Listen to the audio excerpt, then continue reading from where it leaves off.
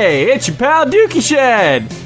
Things are really starting to heat up in the world of Pokemon with X and Y on the horizon, so before there are 800 or so Pokemon to deal with, why not give you my top 10 favorites as of Generation 5? It seems like this is pretty much a mandatory video for any Pokemon YouTuber. A lot of you guys have asked for it, and it was even the request of the over 9,000 subscribers contest winner. Now, some things to keep in mind. I've been playing Pokemon since Red and Blue, and I've played every generation since, so you can be sure I'm considering all 649 here. My favorites tend to be Pokemon I have on my team that end up kicking a lot of ass or pulling me through tough situations, so don't expect a bunch of cutesy, not fully evolved runts here. This is a list of badasses. Now that being said, I'm not one of those overly competitive people that only likes a Pokemon simply because it's in the top tier and has a certain moveset and blah blah blah blah crap. I took a lot into account when coming up with this list, and let me tell you how difficult it is to choose 1.5% of all the Pokemon out there. It's difficult. So without further ado, I give you Dookieshed's top 10 favorite Pokemon! Yay! Everybody's happy! Cheer! Number 10! Braveiary has got to be the coolest Pokemon in Generation 5. It just screams, America! Fuck yeah! It's a freaking red, white, and blue bald eagle, and it has such a cool name. Brave? Aviary? Genius! When I heard that an American actually got to design a few Pokemon from Gen 5, I was like, ooh, I bet they did Braveiary. But no, it was the ice cream. And that's why we leave these things to the Japanese. Anyway, Braveiary's Pokedex entry reads, the more scars they have, the more respect these brave soldiers of the sky get from their peers. How badass is that? I bet they don't even let their trainers take them to the Pokemon Center. They're probably like, nah, don't heal me, pal. Just let it scar up. I need something to show the boys back home. As much as I like Braveiary though, he only makes number 10 on this list for one big sad reason. I played Black version, and for those who don't know, Braveiary is exclusive to White. I did manage to trade one from a friend, but it was after I'd beaten the game, so I didn't get to use it that much. Someday I'll breed one of my own, and I'll name it Justice. Number 9! Don't you just love dogs? I love dogs. And when there were only 151 Pokemon out there, there really wasn't a dog that was all that doggish. I mean, Arcanine is a dog, but he didn't really look like he'd be somebody's pet. He looked more like he would just eat you. But then Gold and Silver came out, and with it, Houndoom! Who's a good boy? Who's a good boy? Oh, wait. You're probably not a good boy. You're Dark type. You probably steal babies from their cribs and offer them as sacrifice to the Dark Lord. Or maybe not. Whatever. Houndoom is a dog and he looks totally badass. All black and red with those sick horns. And Fire Dark is definitely a cool type combination. When Gen 2 came out, I immediately wanted a Houndoom. I think it was my favorite Pokemon for a period of time. I think my best experience with Houndoom was in Heart Gold version. I wanted to play through with a starter that wasn't a starter. So my brother taught a low-level Houndour Dark Pulse and traded it over to me. Needless to say, I was wrecking everything in my path for a good long while. His name was Brimstone, and it took him all the way through the Elite Four. You did not want a Fire Blast to the face from this pup. Definitely one of my all-time favorite party members. Number 8! My affinity for Ampharos is more recent, and I know I promised you a list of badasses, so... Grrr! Mean Ampharos! I pretty much realized I loved Amphi when I was playing a gold version ROM on my phone a while back. He knew Zap Cannon, which had hysterical accuracy, but was all too fun to try to kill things with. Ampharos really started to become an all-star on my Heart Gold team, and I made sure I raised one in Black 2 as well. Unlike a lot of electric types, Ampharos is a little slower, but can also take a hit rather well. Definitely one of my most reliable Pokemon. He knew Thunder Wave, Thunderbolt, Signal Beam, and Power Gem, so he'd basically just sit there munching on his leftovers, shooting lasers at everything that looked at him funny. My Heart Gold Ampharos was named Amphi, which I realized wasn't very creative since that's the name of the one in the lighthouse, so I named the one from Black 2 Tesla. You know, after Nikola Tesla, the electric gym leader, or whatever he was. Number 7?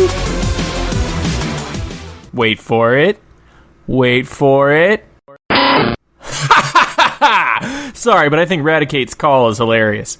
I've been a big Radicate fan since the beginning. I think it happened when I realized I could teach it ridiculous moves like Bubble Beam and Thunderbolt. Forget Pikachu, I've got my own electric Rad. Radicate was a very effective member of my team, at least for the first half of the game. His power kind of starts to get overshadowed once everything else evolves fully. It's hard to put my finger on what it is about Raticate that I like so much. I mean, he's not all that strong, and he's kind of hideous looking. I guess the idea of using Raticate in battle just entertains me, and his move pool is pretty deep. You can teach Raticate to do all kinds of weird tricks. Remember Joey's super cool Rattata that was actually Eradicate later? Yeah, I bet it's in the top percentage of Rattata, Joey, probably because it's Eradicate. Oh, and I own a rat in real life, and I named him Scooter after my Raticate. Number 6. Funny that a Pokemon you can catch in Kanto Route 1 is back-to-back with the ultimate Pokemon of Red and Blue. In every Pokemon game, once you catch the final legendary, you can pretty much destroy everything in your path, but I don't think it's ever been as ridiculous as it was with Mewtwo. Psychic was a pretty overpowered type back then, with Bug and Ghost type attacks being laughable or non-existent, and before Dark and Steel came around to balance it out. Mewtwo's stats were basically off the chart, and he could learn a wide range of special attacks, enabling him to lay waste to any opponent that would stand in your way. It was just that feeling of wielding a weapon of such destructive power, and you had earned it yourself. You were the champion. You caught the badass legendary. You called the shots. Nothing could get in your way now. This was your reward. Do you know how that feels for an 11-year-old kid? When everything, teachers, homework, parents could get in your way and tell you what to do. You could always escape to the world of Pokemon where you were the boss. My Mewtwo's name is Apocalypse. Number 5. I was on a little break from Pokemon when Gen 3 came out, but when I witnessed Salamence's ferocity on my brother's Sapphire version, I knew he'd be one of my favorites forever. Everything from the giant red wings to his menacing reptilian shriek of a cry are completely awesome. I feel like Salamence was the first dragon type that really embodied how a dragon should look. Dragonite almost had it right, but he was a bit too jolly for my tastes. I soon got a Salamence of my own in my Sapphire version, which I traded to my Heart Gold version and bred with my Dragonite to get a baby I could EV train. Hey, I didn't say I never battle competitively. I can usually count on my Salamence to wipe at least a few of my opponent's team off the map. My strategy? Outrage till we win! Keep outraging! Confused? Eat your berry! Keep outraging! Confused again? I don't care! Keep outraging! It really gets to be an onslaught, which is why that's his name. Number 4! Remember when a firefighting starter was a new concept? Blaziken was my pick in Generation 3, and I thought he was really cool. But when Gen 4 rolled in, and much to the dismay of many, there was another firefighting starter, and it was a monkey! I was like, dude, I love monkeys! It was everything that made Blaziken cool, just in primate form. Anyway, Infernape is a killer. The fact that I was able to give him a mix of special and physical attacks on top of his blistering speed made him nearly unstoppable. Grass Knot? What? Sure, why not? Why not? Ah! I named my Infernape Havoc. I don't know what else to say. He's a flaming monkey and he knows karate. Wow!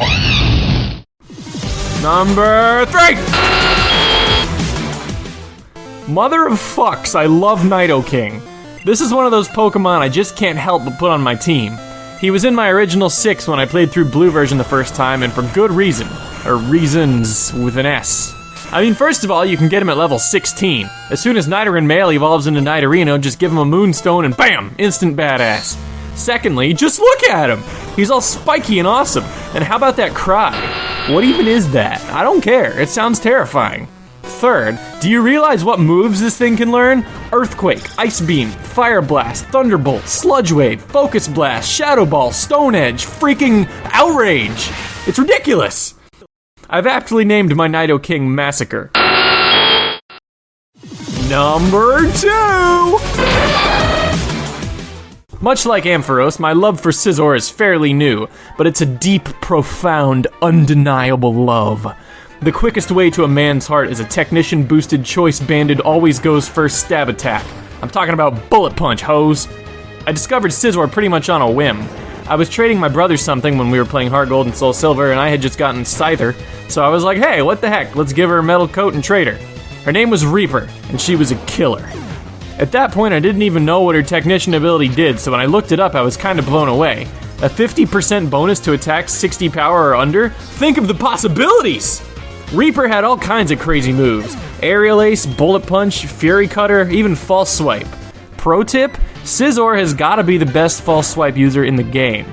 Basically one hit brought any Pokemon down to 1 HP. And of course, fainting opposing Pokemon outright was laughably easy. Reaper accompanied me through the Elite Four and made her mark in the Hall of Fame many, many times. I decided I needed to EV train a Scizor, so I made Reaper have crazy sex with an adamant little Caterpie of mine named Cupcake, and thus Menace was born. Number 1! I'm sure you all know it's not uncommon for someone's favorite Pokemon to be their very first starter, and as I mentioned before, I've been playing since Gen 1, so that narrows it down quite a bit. And it ain't fucking Pikachu. So which of the original 3 starters did Dookieshed choose? Drumroll, please! Ow, my fingers. Blastoise! Well, I mean, I chose Squirtle, but I spent 65 levels with Blastoise, so he wins. When Pokemon first came out, I knew I wanted a Blastoise before I even owned the game. I don't know what it was about him that appealed to me so much, but when it came time to choose my starter, I didn't have to think twice. The bond between a trainer and his very first Pokemon is undeniably strong. I mean, I've caught hundreds and hundreds of Pokemon through the years, but only one of them could be first. The very first Pokemon I ever had in my party, ever. Thinking about it kind of blows my mind. I couldn't wait until the day he'd become a Blastoise. I was counting the levels till 36, and man, was he a beast. Hydro Pump, Earthquake, Blizzard, and Toxic. He can endure a hit from anything and fire back with something super effective and devastating. Venusaur? No problem. Jolteon? Please.